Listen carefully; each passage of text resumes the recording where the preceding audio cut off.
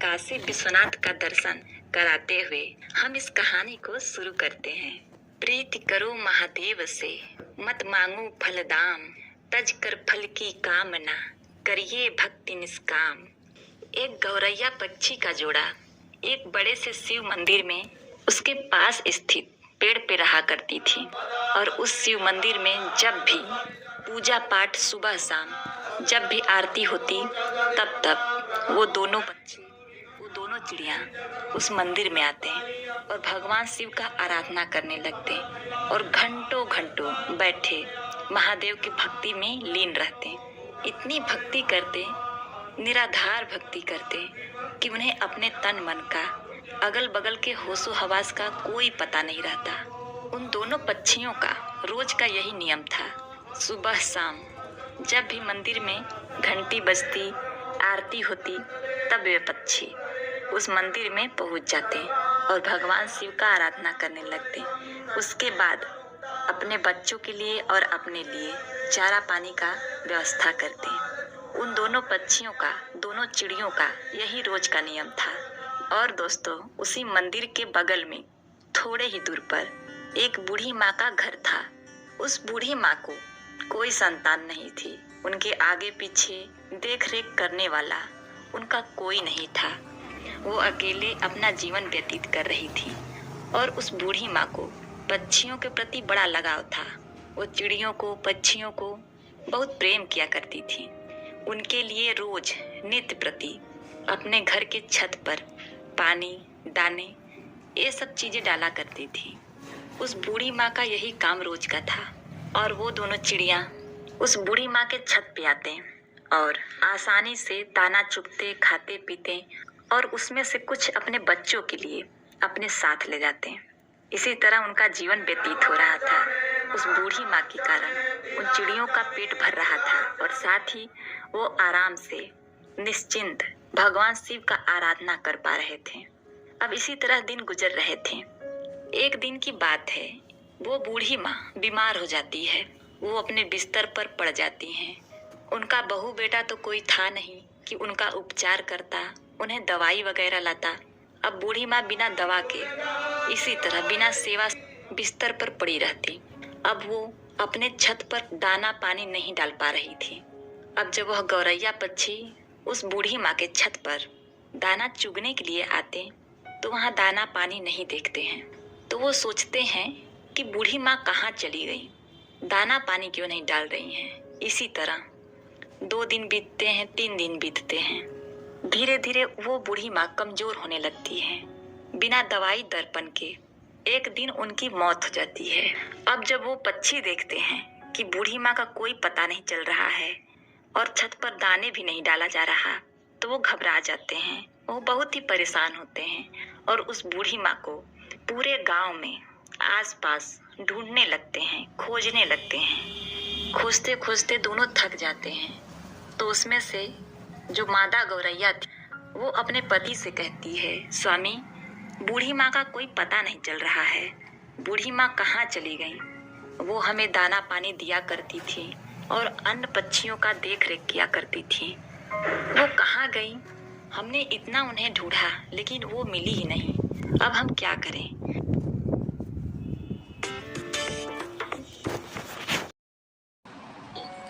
हमने हर जगह बूढ़ी माँ का तलाश किया, बूढ़ी माँ कहीं नहीं मिली। एक जगह हमने उन्हें नहीं देखा, उनके खुद के घर में। हमें उनके खुद के घर में जाकर देखना चाहिए, शायद वो बीमार तो नहीं। अब यह कहने के बाद वह गौरैया पक्षी बूढ़ी माँ के घर चले जाते हैं और जब अंदर जाके देखते हैं तो बूढ़ी माँ अपने बिस्तर पर लेटी हैं। उनके शरीर में कोई हलचल नहीं। उनके चेहरे पर, उनके बदन पर मक्खियाँ भिनभिना रही थीं। वो पक्षी अपने पंखों के फड़फड़ाहट से उन मक्खियों को हटाते हैं। बूढ़ी माँ को जगाने की कोशिश करते हैं लेकिन उनके शरीर में कोई हलचल नहीं। अब गौरैया का पति कहता है कि प्रिय, बूढ़ी माँ अब इस दुनिया में नहीं रही, उनकी मृत्यु हो चुकी है। यह देखने के बाद दोनों पक्षी बहुत ही निराश, बहुत ही उदास होते हैं। उन्हें बड़ा ही दुख होता है। अब उन्हें दाना चुगने के लिए दूर दूर जाना पड़ता है। जाती है। शाम को जब मंदिर का घंटा बजता है, आरती होने लगती है भगवान शिव का, तब वो दोनों पक्षी उस मंदिर में पहुंचते हैं और एक पैर पर खड़े होकर भगवान शिव का निराधार भक्ति करने लगते हैं, उनका जप करने लगते हैं। 1 घंटा बीतता है, 2 घंटा बीतता है, इसी तरह बहुत लंबा समय बीत जाता है। इसी तरह बिना खाए पिए लगातार महादेव का भक्ति करते रहते हैं। ऐसे करते करते 1 महीने बीत जाते हैं। उन पक्षियों ने महादेव का भक्ति करना छोड़ा नहीं, महादेव का भक्ति करते रहे। यह चीज देख के महादेव भोलेनाथ बड़े ही प्रसन्न होते हैं और उन पक्षियों को दर्शन देते हैं और कहते हैं, हे गौरैया, तुम्हें क्या चाहिए? तुम जो मांगोगी मैं वो दूंगा। मैं तुम्हारी भक्ति से, इस अखंड भक्ति से बड़ा ही प्रसन्न हूँ। छोटी सी जान होते हुए तुमने अपने औकात से बाहर, अपनी क्षमता से बाहर भक्ति किया है, इसलिए मैं बहुत ज्यादा प्रसन्न हूँ। तुम जो मांगो मैं तुम्हें दूंगा। तब गौरैया ने कहा, हे प्रभु, हमें कुछ नहीं चाहिए, हमें बस एक चीज चाहिए। आप हमारी उस बूढ़ी माँ को, उस पुण्य आत्मा को फिर से हमें लौटा दीजिए, उन्हें जीवित कर दीजिए, बस हमें यही चाहिए। भोलेनाथ ने कहा, हे पक्षियों, ये सृष्टि का नियम है, अगर जो मर जाता है वो कैसे जीवित हो सकता है? मैं सृष्टि के चक्र में कैसे बाधा बन सकता हूँ? तुम और कुछ मांग लो। तब उस चिड़िया ने कहा, नहीं भोलेनाथ, हमें कुछ नहीं चाहिए, हमें बस हमारी बूढ़ी माँ चाहिए और कुछ नहीं, आप हमें वापस कर दीजिए।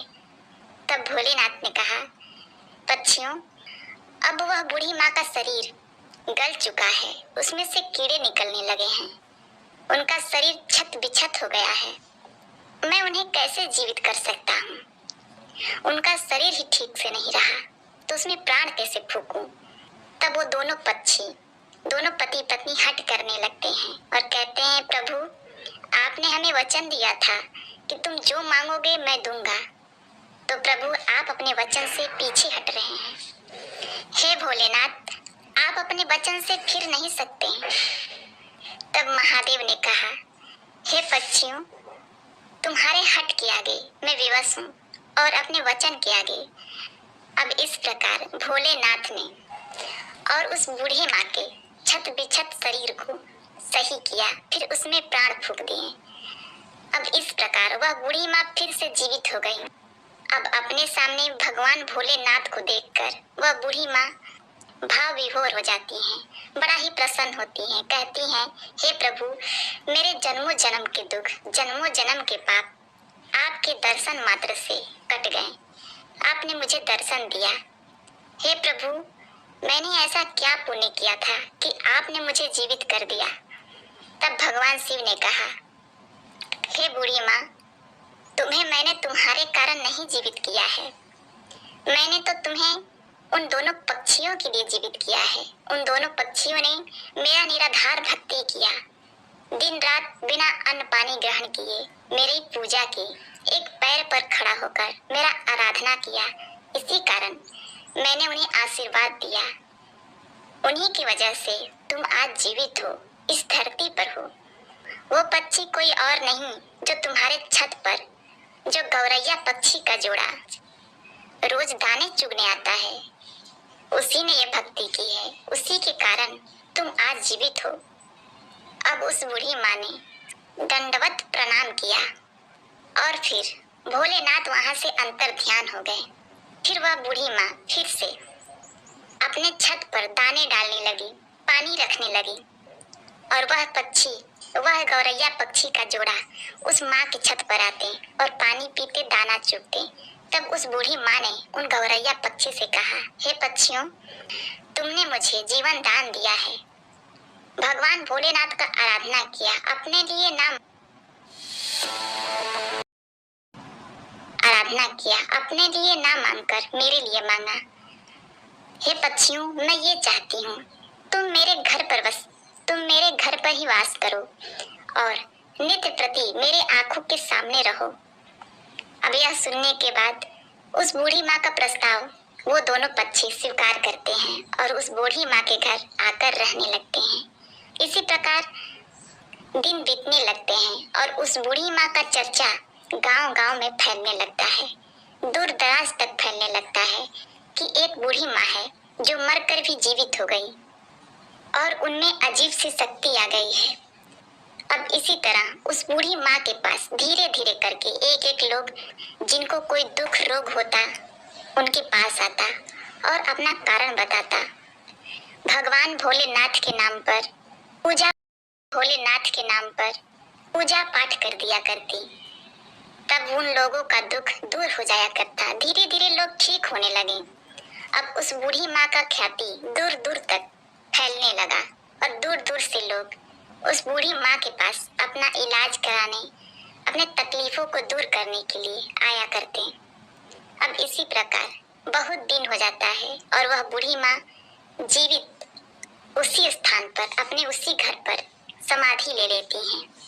आज उसी समाधि स्थल पर उस बूढ़ी माँ का एक भव्य मंदिर है। वह मंदिर गुजरात में स्थित है। चिड़िया वाली बूढ़ी माँ के नाम से वह मंदिर जाना जाता है। उस मंदिर पर आपको गौरैया पक्षी का जोड़ा हमेशा देखने को मिलेगा। और दोस्तों, उस मंदिर की बहुत दूर दूर तक ख्याति है। लोग कहते हैं किसी को भी कोई तकलीफ रहता है, कोई शारीरिक कष्ट रहता है, कोई रोग रहता है, तो वहाँ जाने पर, भक्ति करने पर, पूजा पाठ करने पर वो तकलीफ, वो रोग ठीक हो जाता है। प्रिय दोस्तों, अगर कहानी पसंद आई हो दोस्तों तो वीडियो को शेयर एंड सब्सक्राइब करना ना भूलें। जय श्री कृष्णा। ओम नमः शिवाय।